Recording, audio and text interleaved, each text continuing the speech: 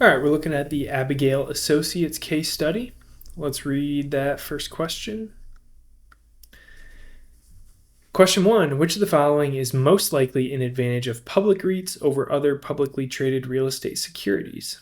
It seems like a pretty general question, may not even pertain to anything in the reading, but let's start reading and see if there's anything important.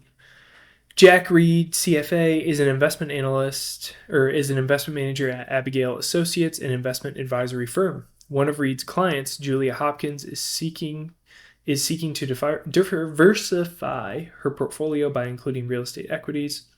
Reed advises his client to opt for publicly traded REITs. He explains that REITs offer numerous advantages relative to other publicly traded real estate securities. Before making her final decision, Hopkins asks Reed to address some of her concerns regarding public REITs. Okay, so it looks like this sentence is kind of what the question is pertaining to. So let's dive into this. So an advantage of public REITs over other publicly traded real estate securities.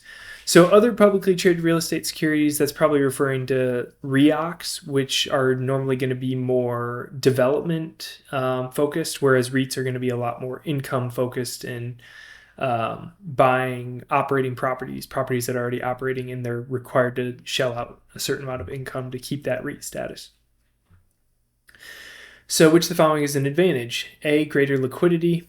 I wouldn't say they have greater liquidity. Both public REITs and publicly traded real estate securities both have good liquidity, so I don't think that's an advantage there.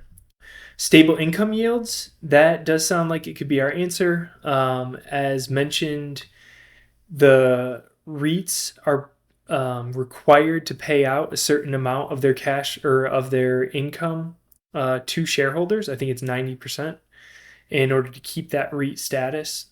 And so whenever they have money coming in, they're going to have to be distributing that out to shareholders. So it will lead to more stable income yields. And because of that, they're normally invested in income cash flowing properties. C, greater opportunity for return maximization. We can rule that out as well. Other securities will have better opportunity for that because they're not invested in income properties. They're more so invested in value add or development type projects, which can lead to greater returns.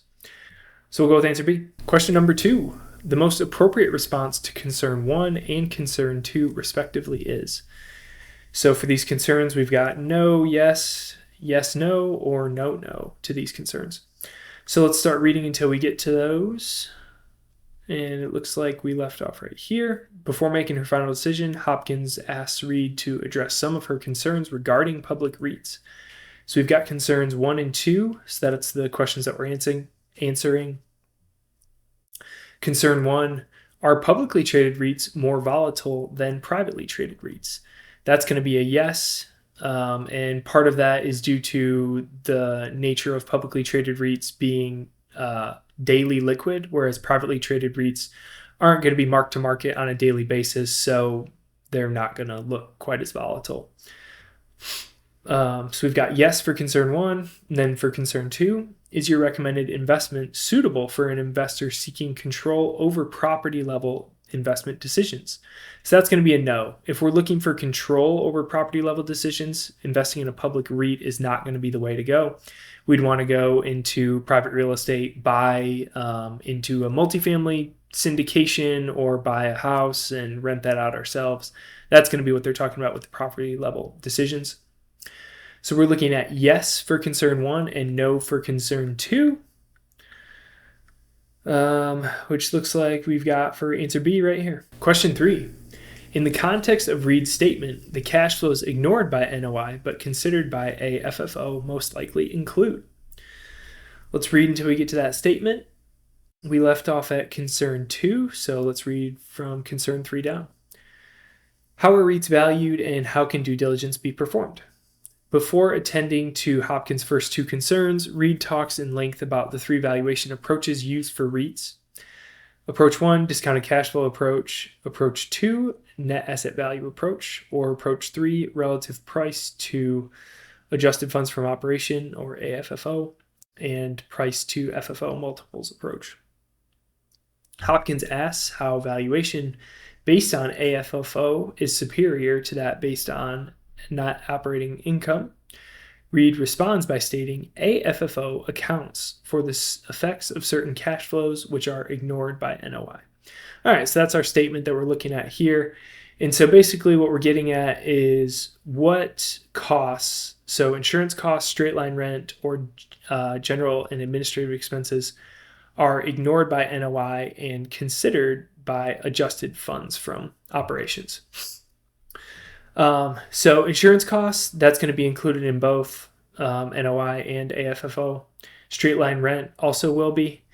And the way to kind of think about this is, are these operating costs directly related to the operation? So insurance costs directly related to needing to operate a rental property. That straight line rent is also going to be directly related to that. Whereas the general and administrative expenses, those are going to be a little bit more case by case and may not necessarily make sense to kind of include in the NOI, because if somebody else buys the property, they may be able to kind of dramatically change what these expenses look like, depending on how they run their properties. So answer C is what we get here.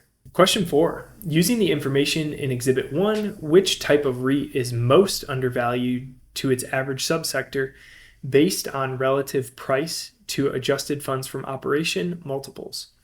Office, residential, or healthcare? So we haven't got to Exhibit 1 yet. We left off at this statement, so let's just read this paragraph before we dive into Exhibit 1. To demonstrate the application of approaches 2 and 3, Reed collects data on 3 different types of REITs. In Exhibit 1, Reed also collects additional data for performing due diligence on 3 potential investments. Exhibit 2. He aims to use the data in the second exhibit to evaluate the desirability of the investments in the current economic environment. The economy is currently in an expansionary phase. So we've got types of REITs, office, residential, and healthcare, and those are the 3 that we wanted to evaluate. And so we want to compare them to their subsector price to AFFO. So we got 18.9 for office, 17.7 for residential, and then 22.4 for healthcare. So what we want to determine here is which of these is trading at a discount to their subsector AFFO. So to calculate that AFFO, we're going to take the current share price and then divide that by AFFO per share, which we've got those 2 right here. And then basically we're going to compare that to the current subsector. We'll divide that by the current subsector AFFO to determine whether there's a discount or premium there. And then we're going to do that down the line for residential and healthcare too. So here's what that's going to look like. I'm going to pull this down here so we have room. If I can scroll up. Okay, so for office, we're going to have 45.5, which is pulled from right here. And then we're dividing that by 2.71. And that's going to give us an answer that we're then going to divide by 18.9. So we get 16.7897. That's the price to AFFO multiple. Divide that by 18.9 and subtract 1, and we get a discount of about 11%. So office is trading at about an 11% discount relative to the subsector. Residential, we've got 76.8 here, and then we're dividing that by 5.01 to get our AFFO, and then we're dividing that number by 17.7 to get our discount after we subtract out 1. And when we do that, we get just over 13%. So right now, residential is trading at a greater discount than office. So we could rule out office. Because we're looking at most undervalued, we want the highest kind of discount number here. And then for healthcare, lastly, we'll take our 35.5, divide that by 1.55, and then compare that to 22.4 multiple. And we get a discount there of about 3.5%. So residential still greater. And so for that reason, we will go with answer B.